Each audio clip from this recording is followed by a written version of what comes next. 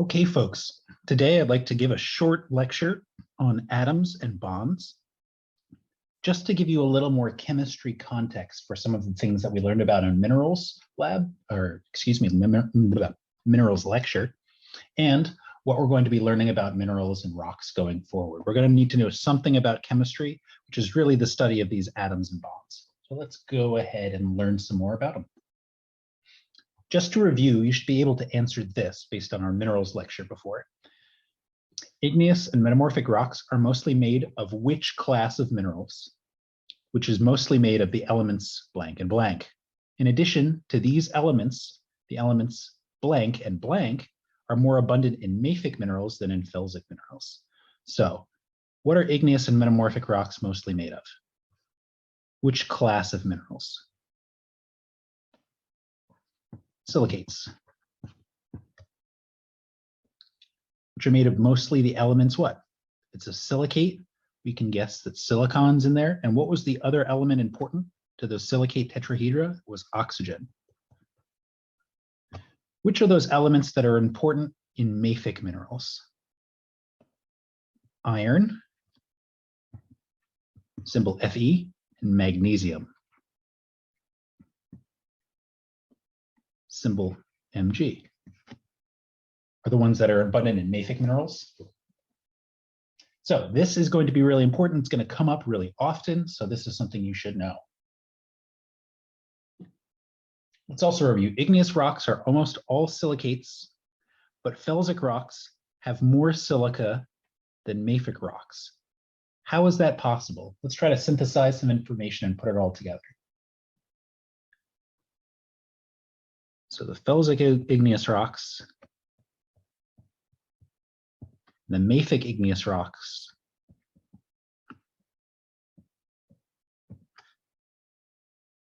they're mostly silicate minerals, certainly more than 95%, maybe we just say about 99% silicates. Same with the mafic rocks. So how is it possible that the felsic rocks have more silica than mafic rocks?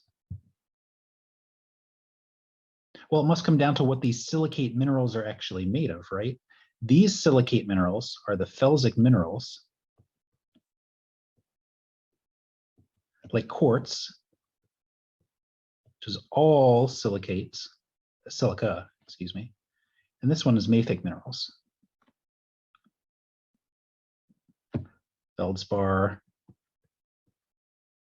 some micas, and then amphibole was the mafic mineral, but it appears in felsic rocks. And this one was largely olivine and pyroxene, some mica, maybe a little bit anyway, and some sodium feldspar, which is, again, this is a felsic mineral, but it appears in mafic rocks. So if we look at the balance of what else is in these minerals, these mafic minerals here, they have more Fe and Mg. Remember, these are positively charged. And that means that their silica tetrahedra are less polymerized.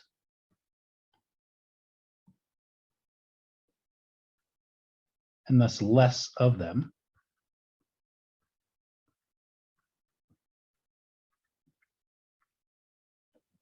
The point being, the felsic rocks have more silica because their felsic silicate minerals don't have any extra or have fewer extra metals in them.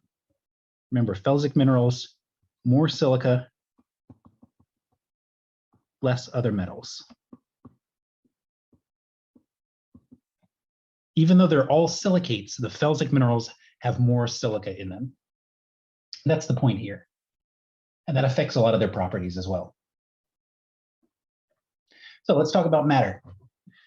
The atom is the smallest unit of an element that retains the physical and chemical properties of that element. So element could refer to something like carbon or silicon or oxygen. can refer to any quantity of those elements. But an atom is one piece. The smallest piece that could still be called silicon or carbon or oxygen, and thus the smallest piece that has those same physical and chemical properties. Atoms are made of these parts. There's an atomic nucleus, the center. It's made of protons, positively charged, and neutrons, no charge. And it's also made of electrons, a cloud of moving particles surrounding the nucleus. So as an example, we'll talk about the carbon atom here and how it's made of an atomic nucleus and electrons. The periodic table organizes all of these atoms by a particular number. We zoom in and look at it. That number in the top left corner is called the atomic number.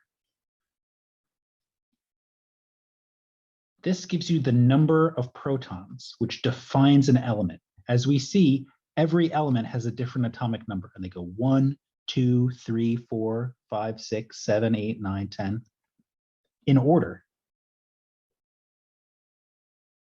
Each element, or an atom of each element, has a specific number of protons in that nucleus that defines what it is. It can't have a half a proton, so there's no 6.5 in between here.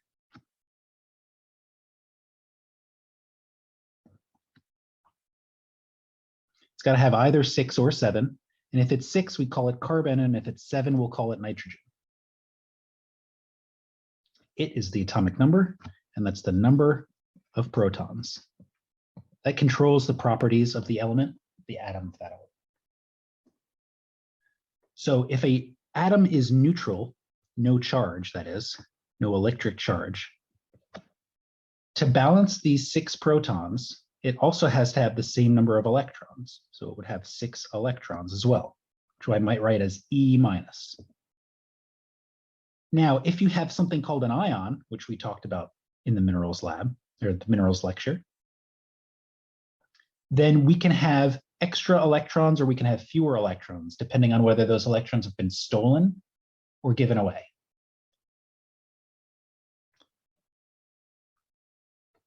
One more number here is the atomic mass. That's the average mass of the nucleus. And that's different for every element as well. But it doesn't go up in integer numbers, right? So carbon is 12.0107, oxygen is 15.9994, and so on and so forth. Weird decimal numbers. Both protons and neutrons, these are the parts of that nucleus, remember, the central part of the atom, have masses of about 1 atomic mass unit. So we can guess by looking at this how many neutrons there are roughly in the average carbon atom. Atomic mass is basically the number of protons plus neutrons. Basically, I say, because you'll see that it's a decimal number. So on average, carbon, if it has an atomic mass of 12, an atomic number of 6, it must have 6 protons, P plus. And to balance it out, it's got to have 6 neutrons with no charge, N with a little 0. 6 plus 6 is 12. And the reason for this decimal is twofold. One, it's due to the fact that neutrons are slightly heavier and the fact that weird stuff happens on small scales where actually you get extra mass by sticking things together too much. So that's E equals mc squared. We're not going to worry about it here. The other thing is that some atoms, just a few of them of carbon, are going to have 6 protons and 7 neutrons. The neutron number can change and it'll still be the same element. Only the proton number of protons can't change to stay the same element. So here's the structure of what you can imagine a carbon atom looking like. We've got the atomic nucleus. We said it has 6 protons and 6 neutrons usually. And we draw that as a big blob in the center with some of those protons and neutrons stuck together. And then around it, we could either draw electrons in orbits, kind of like planets, or sometimes we'll just draw it as a big cloud and say that there are 6 electrons in the cloud.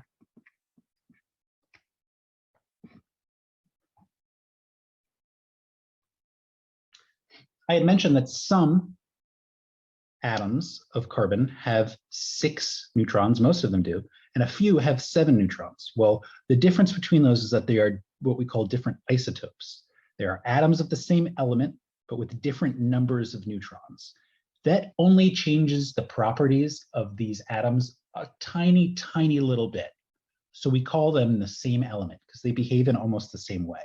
Most of the behavior of these atoms is dependent on that principle that when we have electric charge, that opposites attract, right? So if you add or take away neutrons, which have no charge, it's not going to matter that much. So they behave almost the same way. They're just different isotopes of that element. So as we said, carbon typically has 6 neutrons and 6 protons, called 12C. We'll put that 12 up top. We'll either say 12C or even C12 or carbon 12. But there are small amounts of 13C that had 6 protons and 7 neutrons. Or 14C, 6 protons and 8 neutrons. This is part of the reason that atomic mass isn't a whole number. The other part being weird nuclear physics stuff. So how many protons, neutrons, and electrons does a 13C atom have? And what about a 14C? Well, for carbon, right, if we remember, carbon always has 6 protons. 6 plus the number of neutrons has to add up to 13, so it's got to have 7 neutrons. And if it is an atom, not an ion, it must also have 6 electrons for the charge to balance out. What about a 14C? 6 protons. How many neutrons do we need? We need 8 neutrons. Once again, it's an atom, not an ion, so charge must balance out. We're going to see more about isotopes when we get to radioactive dating, but I want to bring it up now when we're talking about the structure of atoms, just so that you're a little familiar with it. When we talk about chemical reactions, we are talking about interactions, exchanges of energy between atoms of 2 or more elements in certain fixed proportions. So we could have a reaction where we combined 2 atoms of hydrogen and 1 atom of oxygen, and they could make a new compound, water, H2O, that's got an oxygen covalently bonded to 2 hydrogens. In chemistry classes, all learning about how we can make these sorts of structures. Sodium and chlorine, they combine in an ionic way. Chlorine steals an electron, giving us a sodium 1+ ion and a chlorine 1- ion. And because opposites attract, these get attracted to each other, and we make table salt, sodium chloride. Mineral name is halite. Repeat that so that you start to see these names somewhat.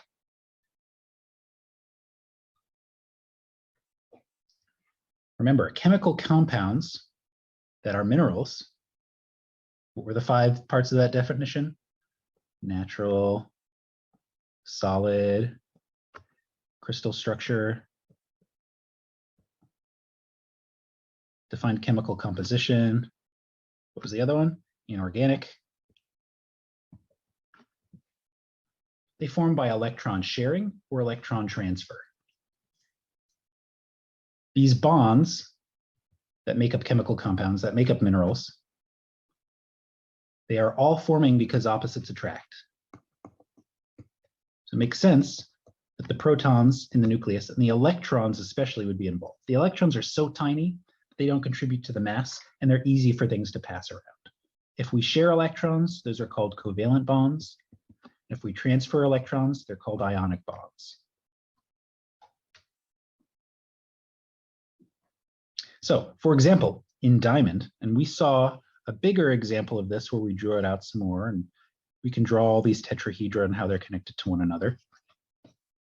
And these sticks, as we said, these sticks are covalent bonds. Those are strong bonds, and it happens because electrons are shared.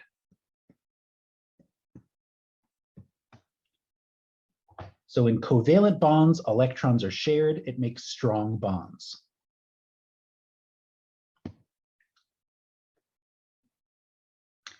In electron transfer, like we saw between sodium and chlorine to make sodium chloride, making Na+ and Cl-, this is an ionic bond, and this is weaker.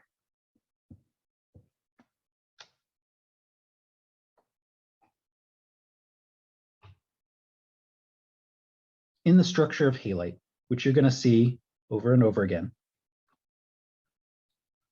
these ions, the Cl-, the Na+,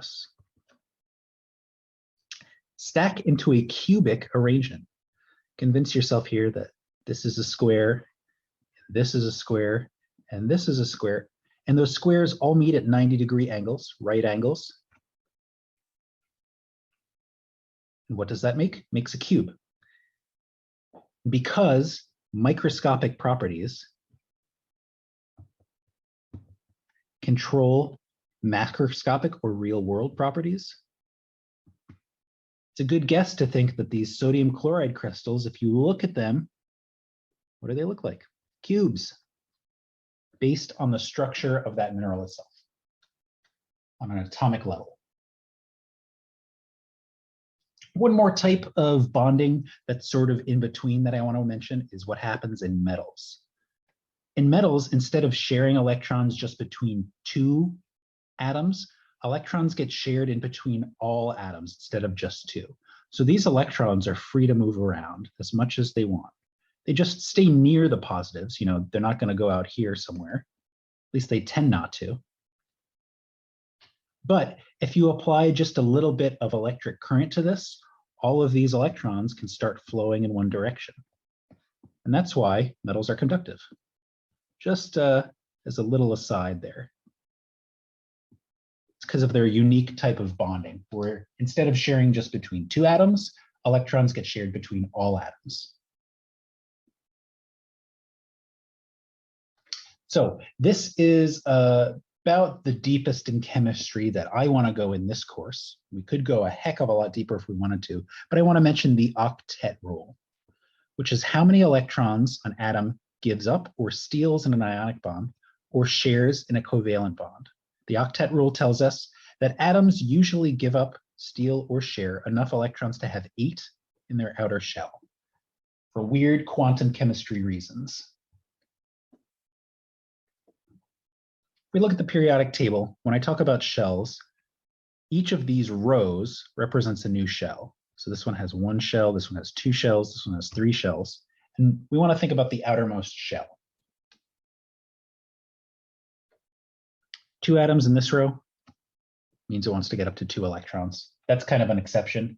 This row has 8 atoms. 1, 2, 3, 4, 5, 6, 7, 8. This one has 1 electron in the outer shell. This one has 8 electrons. Next row also has 8. 1, 2, 3, 4, 5, 6, 7, 8. The next row we could talk about in chemistry class. It's still got 1, 2, some weird stuff in the middle. 3, 4, 5, 6, 7, 8. Next row, same thing. 1, 2, 3, 4, 5, 6, 7, 8. Why the weird stuff in the middle? Well, if you remember chemistry class, these are d orbitals, and that's a little something weird. We're not going to talk about it in here. As we saw, this one has 8 electrons. This one has 8 electrons. This one has 8 electrons. These atoms have their octets, right? Oct, like octopus, 8 arms, octagon, 8 sides, octets, 8 electrons. Other atoms want to gain or lose or share enough electrons to have 8, so they're going to end up trying to have that same number of electrons. For these atoms, they're closest by moving this way. If they gain electrons, they're going to be satisfied. They're going to have their octets filled. Atoms on the other end tend to want to lose electrons. What does that mean? These atoms over here that want to gain electrons, they tend to form anions with a negative charge. These tend to form cations with a positive charge. You can even figure out how many they tend to want to steal or share to form the ion that makes them the happiest with an octet. So how many electrons does an oxygen have to steal? Well, we saw that it wants to steal 2 electrons. We can see that by doing 1 jump, 2 jumps to get to its full octet partner over here. So if it wants to steal 2 electrons, how many does it then have? Well, how many did it start with? So look at the atomic number to remind us that oxygen's nucleus has 8 protons. So it must start with 8 electrons. They're not all in the outer shell though. When it finishes, it will have 8 protons, 10 electrons, and it's a shell of 2. And then outside that is a shell of 8. So it got an octet of those electrons. And so what is its overall configuration then? It's going to be oxygen 2 minus, because it's got 2 more minuses than it has pluses, 2 more electrons than protons. So for the most part, when oxygen is in minerals, it's going to be as O2 minus. When oxygen is as a silicate, remember when we drew the silicate tetrahedron, we said silicon has 4 pluses and the oxygen has 2 minuses, each of those oxygens. This is why, satisfying that octet rule. Why do they want to have an octet? Again, that's some quantum chemistry stuff that if you're really interested, feel free to ask and we can explain it. But I don't want to go into an explanation of one of these lectures and have people think that you need to know that. If you want to, we can talk about it. Okay, so that is how we take elements and change the number of electrons so that instead of just neutral atoms, we have ions. And we saw that sometimes we can steal or give away electrons and form ions, which gives us ionic bonds, or sometimes we can share ions and form covalent bonds, where it's like both atoms get credit for having that number of electrons. Next, I want to talk about how minerals form. That process is called crystallization, where you have atoms arranging themselves as they come together in the proper proportion and the proper arrangement to give us an ordered structure, right? Because if we're forming minerals, they have to have an ordered crystal structure. That's why it's called crystallization. So when we order those atoms in the correct proportion and arrangement, we get a crystal of a mineral. Okay, just as a reminder here, electrical charges on ions. If I call it a cation, it's got positive charge. It's lost electrons. If it's an anion, it's negatively charged, gained electrons. How can you remember that? Well, if you don't remember it from chemistry class, the way that I learned to remember it is by drawing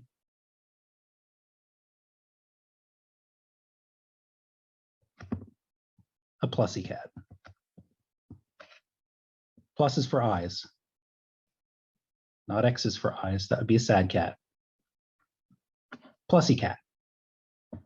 That's how you can remember that cations are the plus ones, the positively charged ones. In a mineral structure, which are sometimes, but not always, made of ions, and even if they're not made of individual atomic ions, they're often made of molecular ions that combine a bunch of atoms into a single ion, like the silicate tetrahedron. Ions will arrange themselves according to their charge and size, so that pluses are near minuses, and so that they fit together in a nice structure. So these forces of electrical attraction, that is opposites attract, in a physical sense between charges, between protons in the nucleus and electrons, that's what holds minerals and other chemical compounds together in these types of bonds. Bonds are electrical attraction plus quantum chemistry, which we kind of gloss over, and we don't explain the why too much of those, other than to say things like the octet rule.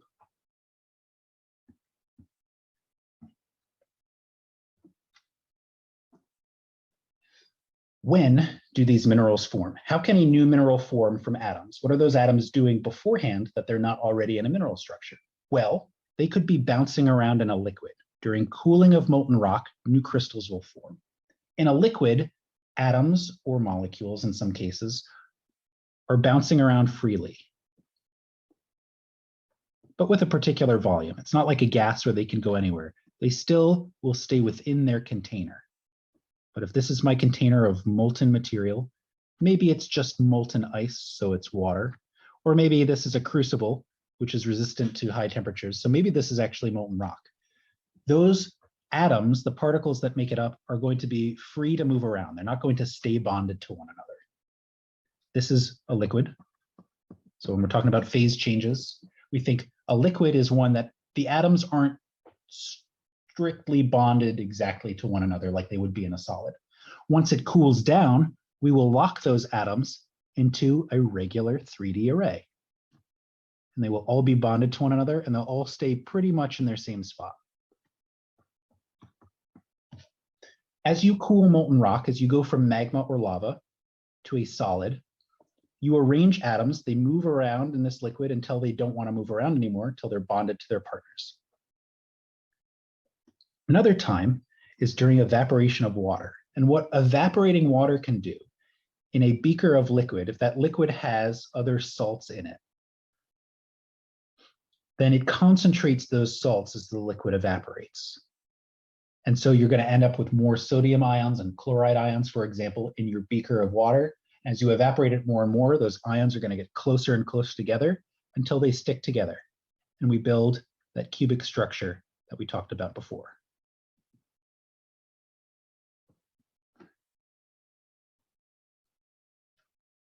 Things are formed, these minerals are formed by evaporation of water. We tend to call them evaporite minerals. There's a weirder case where if we just change temperature and pressure on existing minerals, if you think, okay, temperature and pressure, but we haven't melted it, this is in metamorphic rocks. We can actually move these atoms around in the solid state in a complex way. And we're not going to end up diagramming too much, but just to think about, sometimes you can turn one solid into another solid by applying heat and pressure to it.